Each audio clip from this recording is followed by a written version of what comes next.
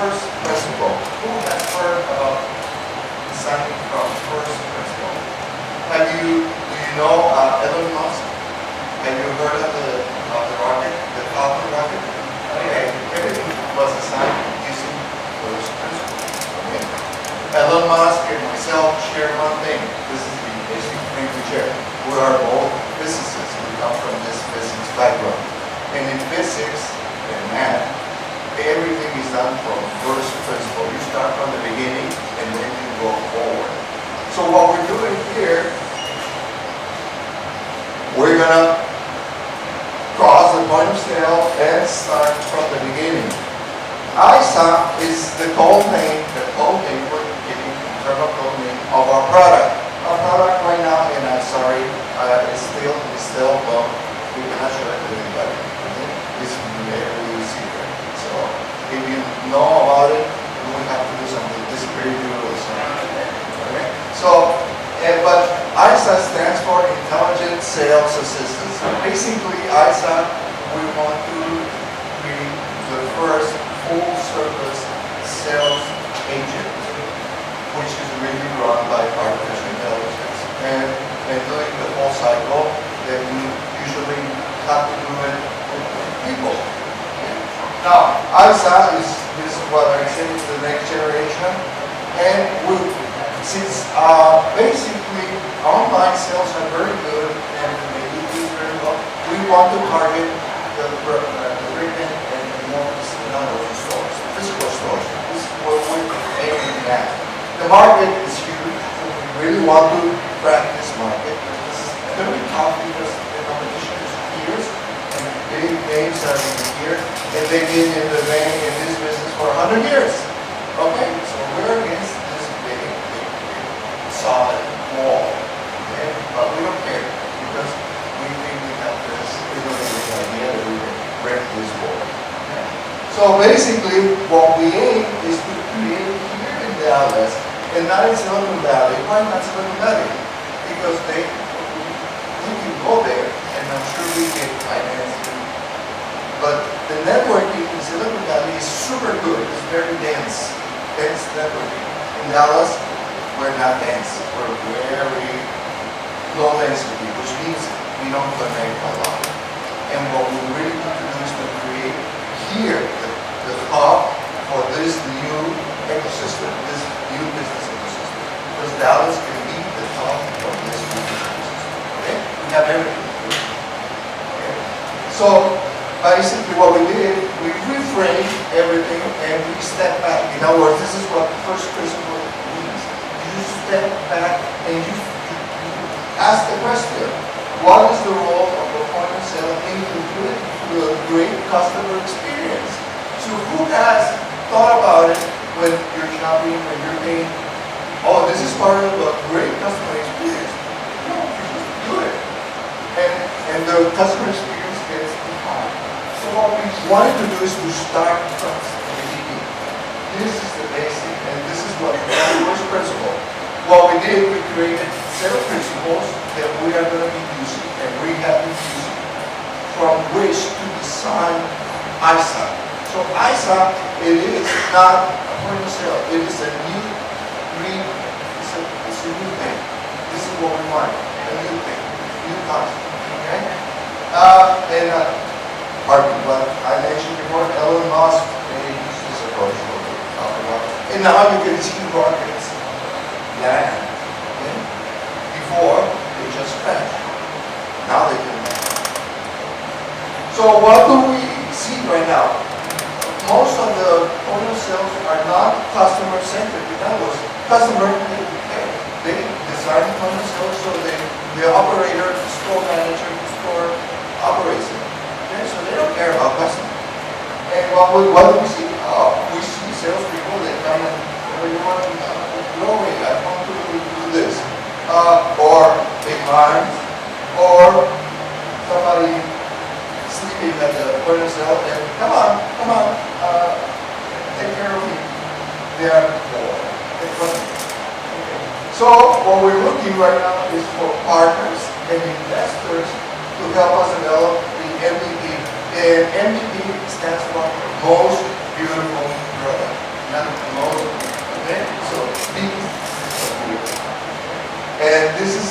want to create this as an innovative alternative to the one itself. And as Elon says, you can either watch it happen or be part of it. So I think Dallas will be part of this very important project that we're launching. Just thank you guys for listening to me, being very attentive and being very interested in participating as partners. Okay? We can create a beautiful, great business ecosystem for this new business.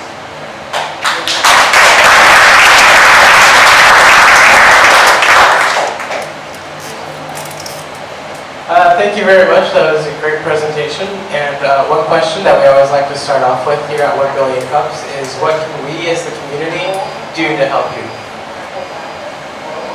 million will work great. But basically, see, it is clear if you go and look at successful areas like Silicon Valley, and I'm using Silicon Valley because everybody knows about it. They have the community really is always very important. And they don't care if they don't. They're always sharing, they're always pushing, and they're always doing. Do you need this? Yeah, let me help you. And this is what makes Silicon Valley successful. It's not magic, it's not the money. The money flows where there are people willing to collaborate and work together. And this is what I really want the community to do. And one way to do it is be collaborating with us. Because what do we need? Marketing. Oh, a super great campaign for marketing. We need great barriers. We need designers, so we can design something that is not eyesight is not something that you will see. It's not like a typical point of sale, because what is eyesight? Eyesight is a concept that needs to break through what it is usually think about the point of sale. It's not, it's a different thing. So it's not even a kiosk, okay? That kiosks are something else. So eyesight needs to keep, we need to create concepts which are very thoughtful and geared towards people, okay? It has to be very admirable, very good, take care of people. So this is what we need for you guys. Thank you. Hopefully y'all don't mind if I hijack the first question in asking this, but I guess you've told us a bit about what ISA is, and my question is, where are you now in your development pipeline, and what are the next steps for you? Okay, where we are right now, we went back. See, it's very easy to start developing things and say, oh, what we need to do is to speed up this, we need to create a more beautiful interface. Yes, okay, yeah, but that's more of the same thing. Okay? It's like in 1900, if somebody wanted to innovate the transportation system, they use the same analogy model of thinking rather than first principle. They will think about, let's see if we can do the horse faster, we can make the horse faster, if we can improve the wagon, but they will not think about a motor vehicle. Okay? And you have to bring through that. And in this case, this is what we are doing. So we broke through that, we designed the product, we have prototypes, and we're building prototypes. So this is what we're doing now. We're building prototypes. And prototypes is key because there's another concept that we're using, which is called design thinking. Design thinking methodology, you create prototypes, validate ideas, to really think about the specific things. This is what we're doing right now. We're doing prototype. And this is what we still hold. Thank you. Any questions? So, thank you for the presentation. I think you did a good job to point out the problem here. And however, you didn't really say what's your solution to it. You didn't really specify your solution. Is it because like the time constraint, or is it still like business secret, so you are not sharing it for now? Both. It's time constraint and business. See, because once you expose this you will get lots of things going because the industry is very key. So we've been doing home sales for almost 9 years. We stopped doing that and we relaunched the company. So you know when we're as all-star, if that's possible, okay, all-star, yeah, I think all-star. And so what we're doing, we're trying to be very careful, and when we're ready, we're going to show it to everybody. Because we really want to create a new thing that is usable and adoptable by every business in the world, not in the United States, in the world. Okay? So we're very ambitious. We got a question in the back. Hey, quick question here. What's in the name Jarvam? How did you come up with the name? Oh, the name. Well, the name was actually suggested by the other co-founder, and actually comes from Sanskrit. And the original word was a Jarvam, which means helping, simplifying. And we just put the A out, so it's just Jarvam, like the DJ. Okay? It's like Jarvam. Hey there, curious, are you familiar with the organization in town called RevTech? No, not really. In fact, let me just mention that I'm new in Dallas. So I'm new here for almost 3 years, but doing other things. So in the community, I'm not really familiar. So this is my presentation for the very Okay, look up RevTech, R-E-V-T-E-C-H. It's a local accelerator focused on retail and restaurant early stage companies. They've got a lot of expertise and successes. When you're ready to tell more and go further with this conversation, it's probably a community here you want to be plugged into in Dallas. Great, thank you so much. Great time. I will do that. Great. Do you have any more questions from Was us? there anything else? Do you remember I asked about artificial intelligence? No? Okay. Yeah, so you mentioned a lot of competition being in this space, so can you just talk about how you're protecting yourself, whether that's IP or is there a different way that you're looking at AI that's allowing for yourself to differentiate? Well, yeah, see, we believe that the main protection we're going to be having is the design concept, okay? Because design is going to be unique and different and not standard. So most companies are really prepared to move in the direction of analogy thinking. In other words, they're going to speed up the horse or the wagon or something, but they're not going to change because they don't want to kill themselves. Because that's their business. So we don't want that. We want to start from you. In terms of artificial intelligence, we have what we call universal bots. Okay? What the universal bot does is you create a bot and then you create units of bots which are specialized. Because we really want to create domain-based bots. But you connect everything and they work as like a wall run. Okay? Like something that you plug in and then it operates as a single unit. But you start it, see, because you need domain knowledge. So and this is what this approach works. Yeah. And I don't want to give any more secrets. Questions? Here.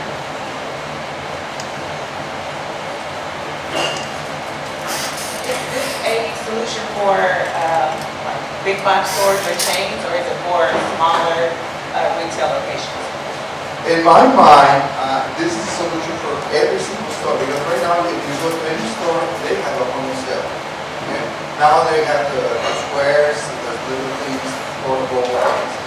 Now everybody's talking about Amazon. The store doesn't have a point of sale because magically they do everything.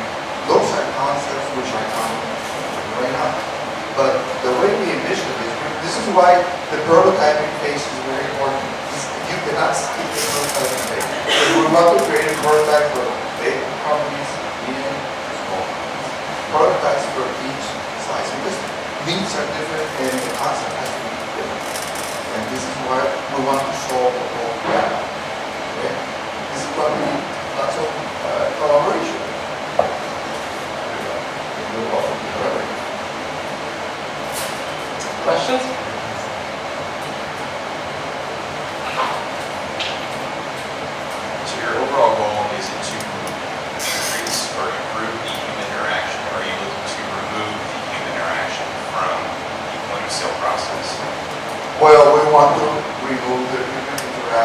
except in those exceptional cases. Because there are cases that no machine will allow, and in the next 5 years are going to replace it. And we really want to create something that is autonomous system, like a car. They're creating the autonomous cars. Yeah, we want to create the autonomous concept. No people. This is why the artificial intelligence is critical for me. Questions? I do have a question. How big is your team and what is their background? I know you said 9 years of retail experience, but could you elaborate on that as well? Well, my team right now is very small. We are 3 people. And we rarely speak to each other because we're separated. We work at home, from home right now. And, but my architect, my software architect, he's been doing architect software for 8 years with me. And the other person is the project manager. He's been doing concept and talking to people and how they work and understanding how people interact with our point of sales and in general. We're creating this thing. Myself, I'm a physicist, math, and systems engineer, so I look at this like weird background. I do many things. I teach math sometimes. We have time for 1 or 2 more questions. What's your goal to launch? Like, are you looking at 3 years, 5 years, system, or 5 years? No. My goal to launch is next year. Next year? Next year. This is the goal at each one.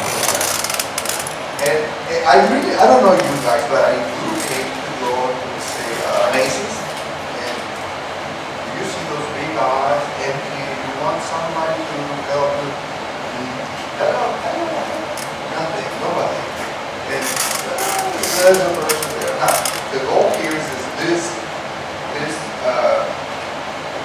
unit, ISAP, is going to help you ask questions. It will tell you where things are. It will bring you stuff to you, information. Like online, it's a mixture of online and people take care of it. Okay? So in essence, we want to do it next year because everything is ready in the sense that technology, the concept, we just need the resources to build it so we can show it. Basically, this is what we're looking for. And again, I have to reiterate this. The community built is critical. The ecosystem that we need to build is critical. And I say build because it doesn't exist. Thanks. Can we give Robert a round of applause?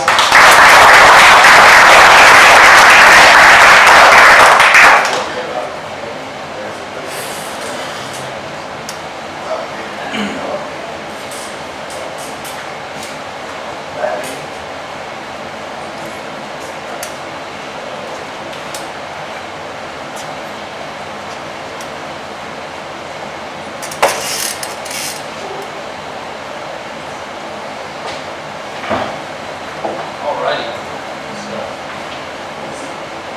So I'm going to take a little bit of time now to bring one of our awesome sponsors up on stage. We're going to talk a little bit about reinventing for about a minute, and then we're going to go on to our second presenter. So let's give them a hand, and thank you again for sponsoring coffee. I'm going to take less than a minute because we've got way too much coffee left and y'all got to get up and get some more. Rob Russell from Reinvently. Just very briefly, what is Reinvently? We are a mobile product agency. It's a mobile product agency. We do design development and mobile software. What makes us better? We do fantastic, beautiful design. Our CEO has designed in his background. He started off with design. This is entirely his emphasis within the firm. So, great design. We do it working very closely with you. And as well as that, we do great development, which is very predictable. Easy to see as you're going through the development process. We give you regular feedback, regular iterations of development so you can make sure it looks like what you want it to look like. And then ultimately we work with you as well early on. So if you're starting off and you don't know exactly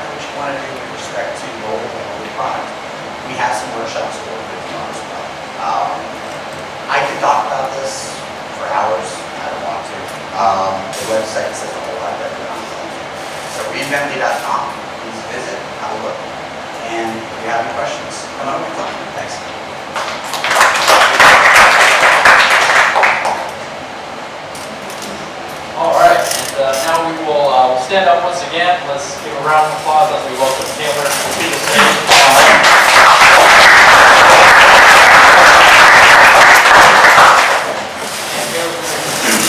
STEMuli.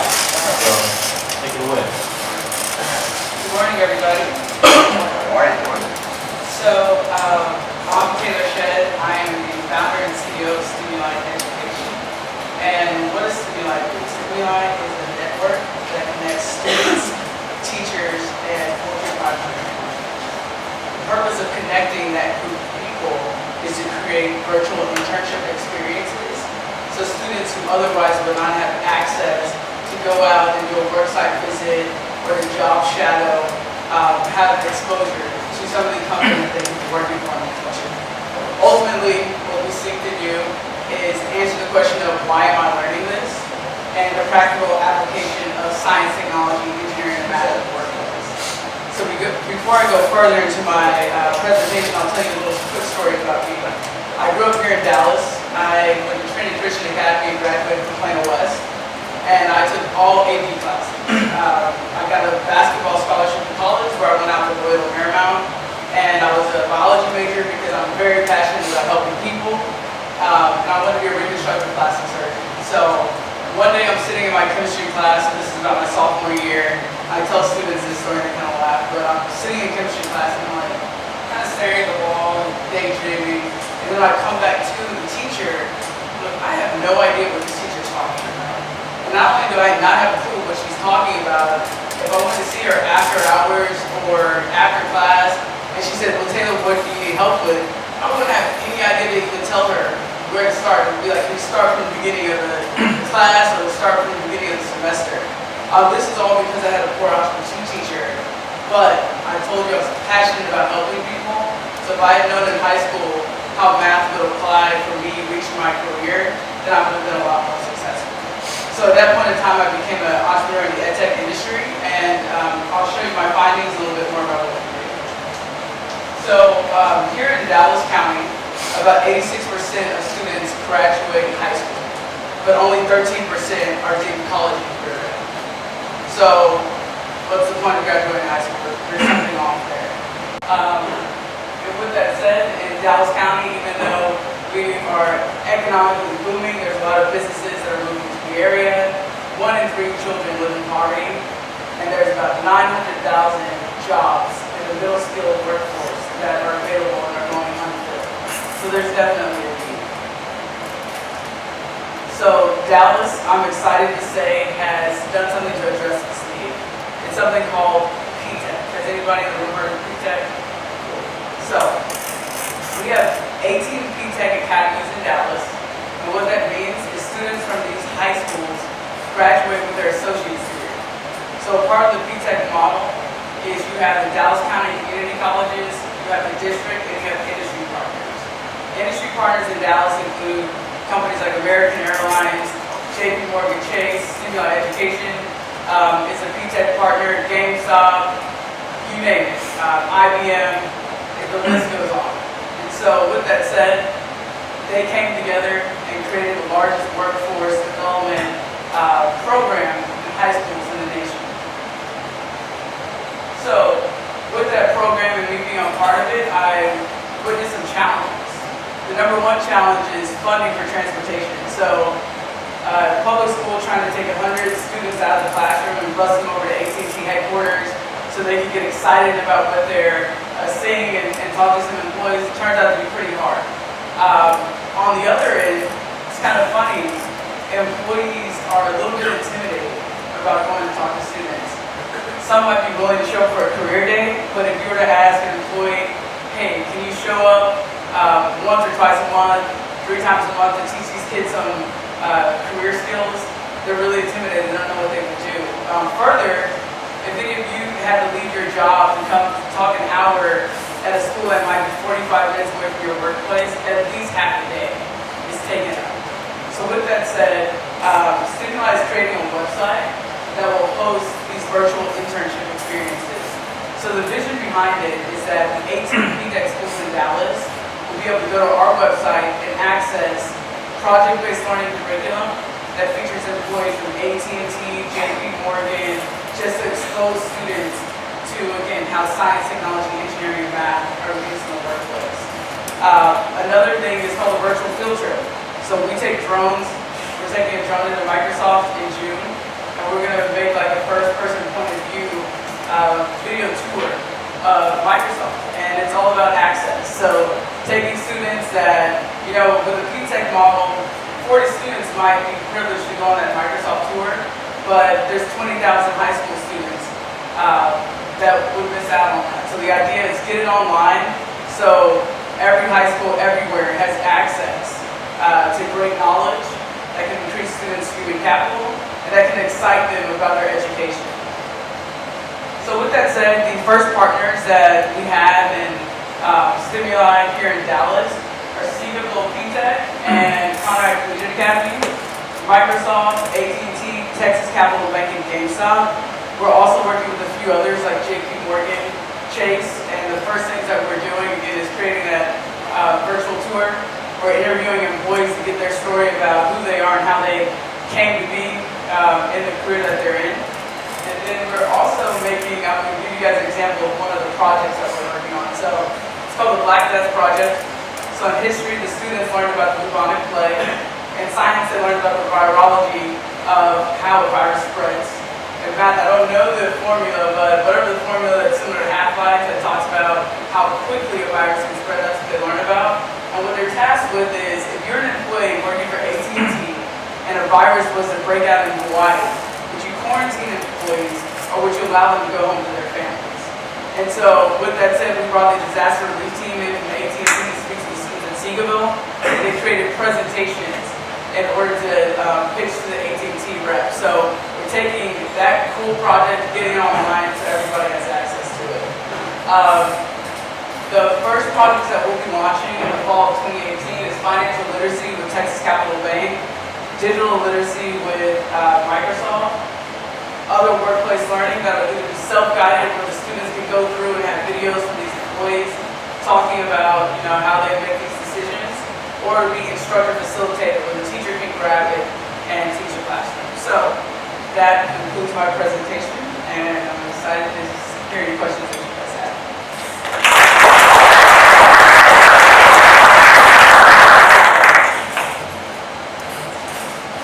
Thank you so much for the great presentation. And the first question that we like to ask at 1 Billion Cups is, what can the community do for you?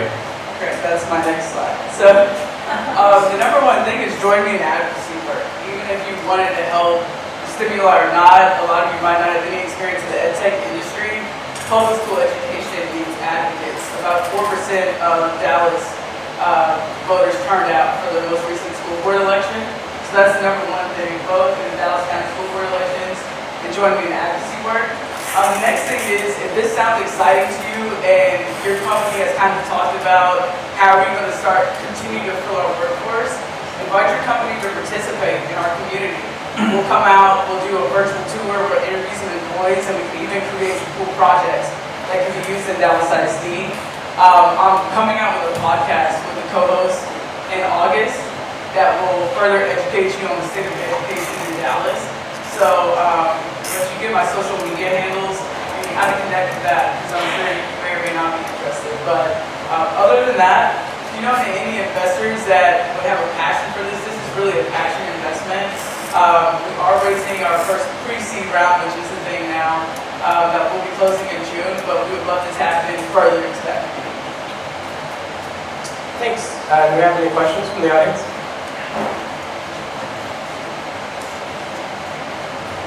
Good morning. Thank you for your pitch this morning. So why don't you give a best example of one of these partners working with you today and how it's having a real material impact, because there is a lot going on in the space you're talking about in Dallas.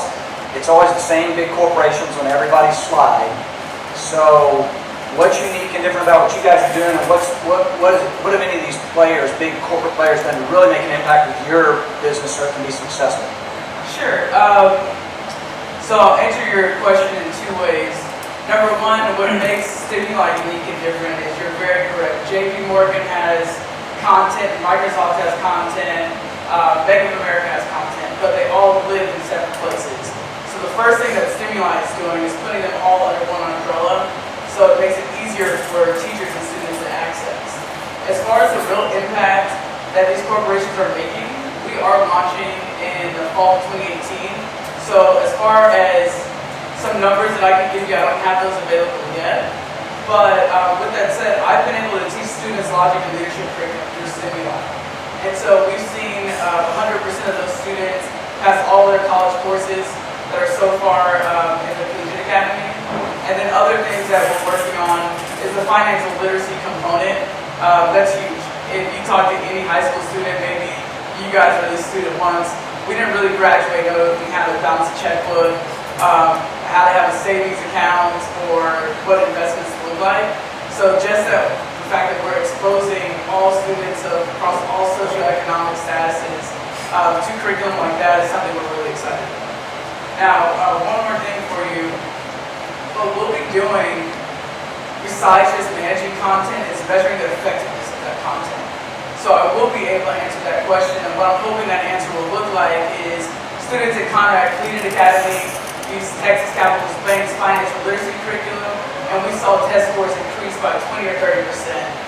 We really want to drive student achievement. We want to get out of the PR recognition that comes with just working with a school or just donating money to a school. We want to be very intentional about what we're doing. Questions?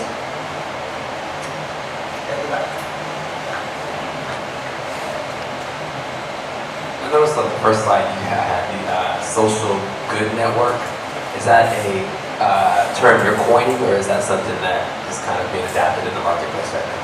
That's a great question. Honestly, it's a term that I'm coining. And the reason why, when I make this pitch, you have to start at the simplest level of what we're doing.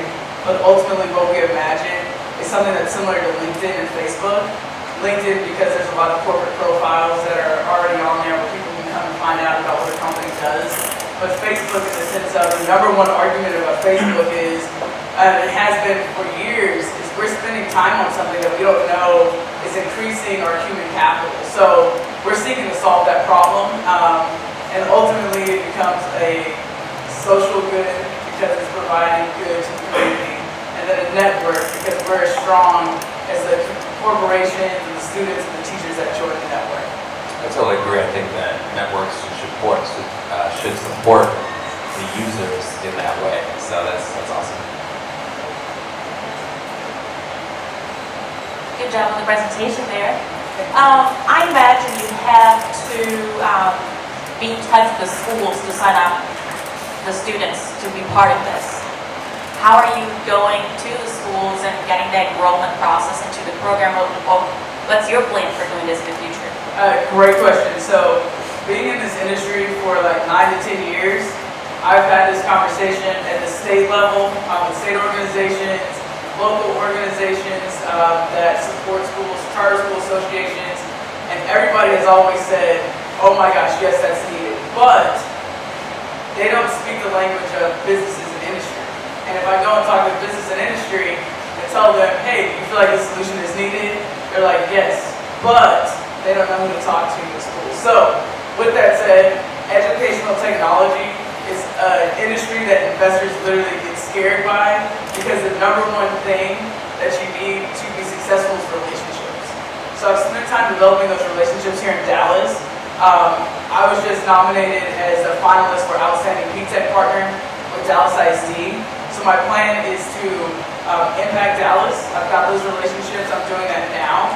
The P-Tech model was just adopted by the state of Texas this past year, and it is something that's recognized nationally. So I feel like if I can make the change here in Dallas ISD, in Austin, they look at what Dallas is doing, to go talk to Mike Morath, which is the Texas Education Commissioner, show him the tool, but really to start here, fall of 2018, and then to take the proof of concept that develops over the course of that school year, and broadcast it out to Texas and then nationally. I have a question. So I'm not sure if you said this, but is STEMuli going to be a for-profit company, and also what is your revenue model? Great question. It is definitely a for-profit company. There's 100,000 schools in the U.S., and our revenue model is to charge $5,000 per school per year.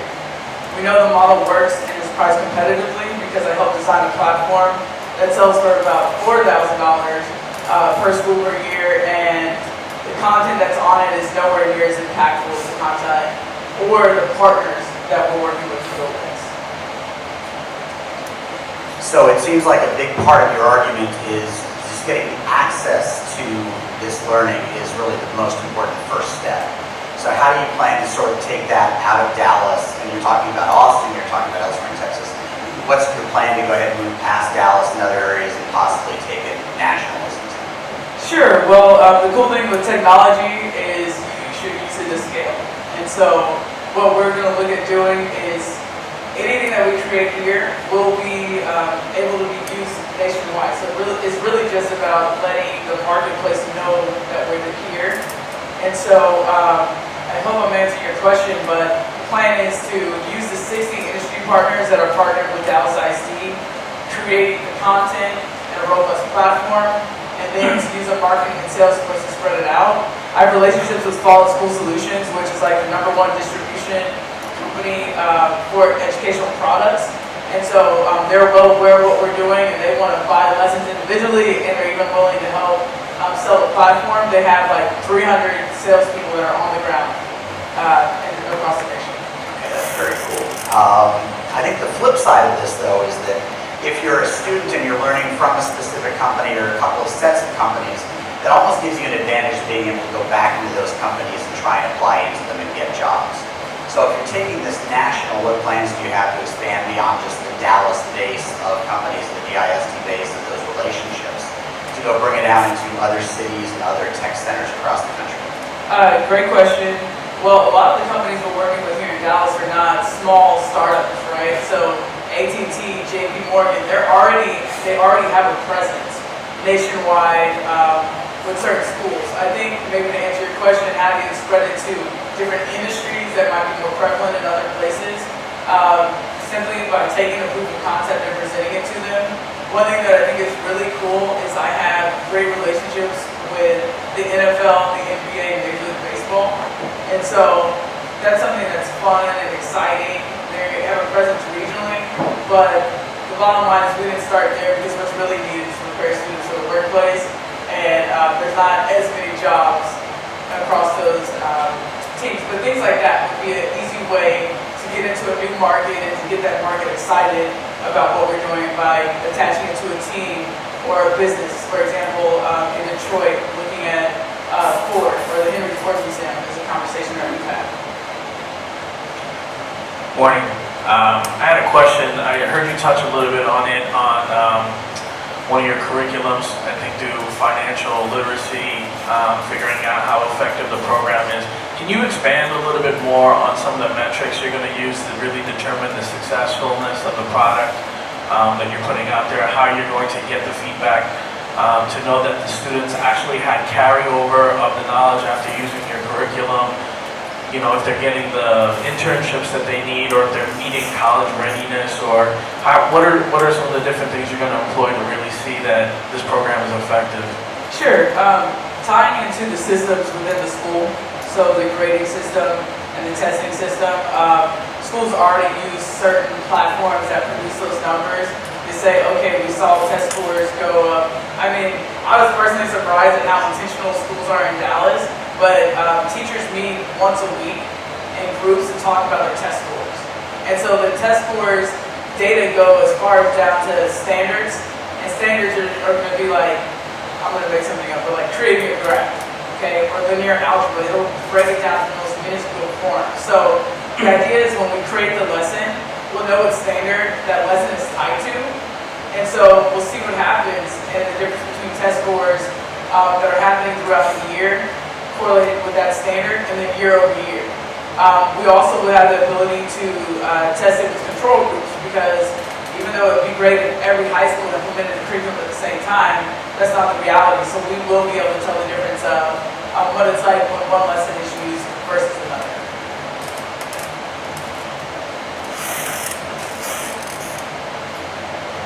So I actually graduated from Richland Collegiate High School here in Dallas, which is a charter program. And I definitely see the value. I had to do this myself, right? Going out and finding those internships and relationships. My question was, you talked about a lot of the connections that you have, but can you tell us a little bit about your team, if you have a team, and if you're in actually developing this product and have developers, or what that kind of looks like? Sure.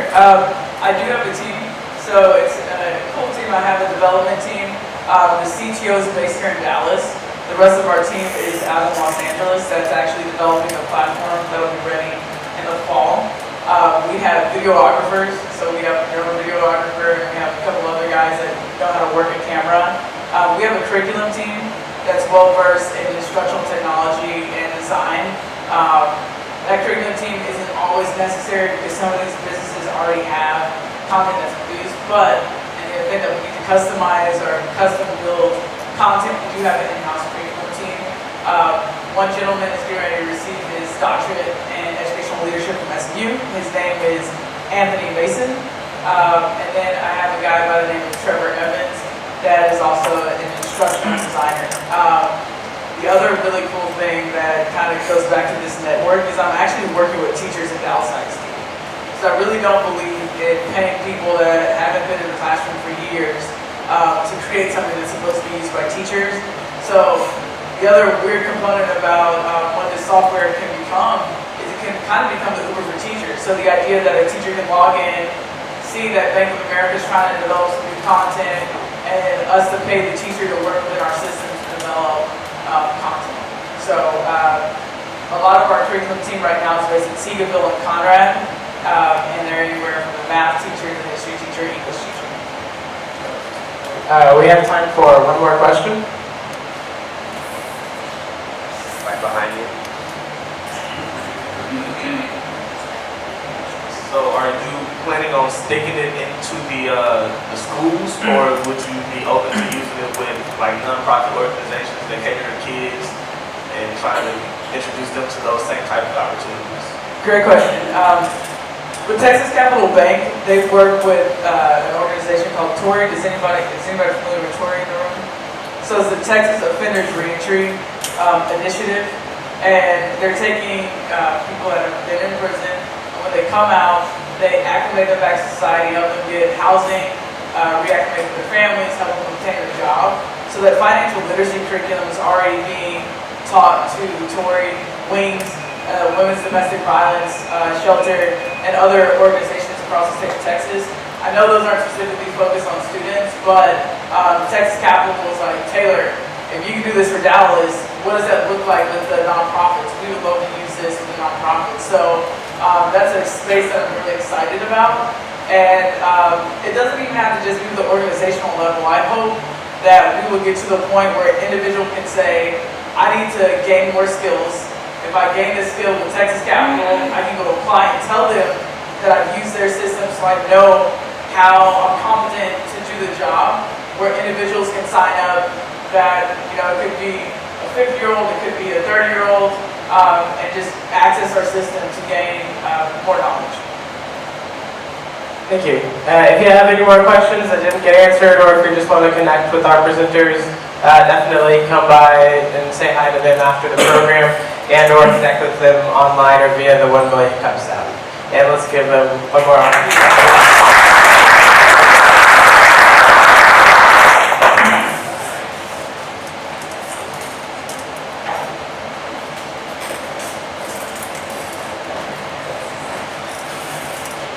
Okay, thank you all for coming out this Wednesday. Another shout out again to all of our sponsors. Thank you to Reinvently for hooking us up with coffee this month. I was pretty inspired by both of the presentations today. So I think it's really cool that our local startups are thinking not just about how they can get more profit, but also what impact they can make on the local community and how to help build that. I think that was a really great job by both of you guys today. I also want to say an announcement about the Fort Worth Startup Crawl, which is coming up. Does anybody know the dates for that? Okay. If anyone knows, let me know, and we'll share that with the group. Next Thursday. Oh, thank you. So yeah, next Thursday, save the date for the Fort Worth Startup Crawl. I think that's going to be a really great opportunity to drink and hang out with fellow startup people and entrepreneurs in Fort Worth and kind of explore the Fort Worth side of our startup community. Trying to think any other announcements that I'm missing. But we are going to be recruiting on 1 Million Cups team starting next month. So if you're interested in volunteering, please keep that in mind. And if you want to sponsor, if you want to speak, the best way is to go to 1millioncups.com/Dallas and you can get in touch with our team. And we'd love to hear from you. So that pretty much wraps it up. Thank you again for coming out, and we'll see you next week.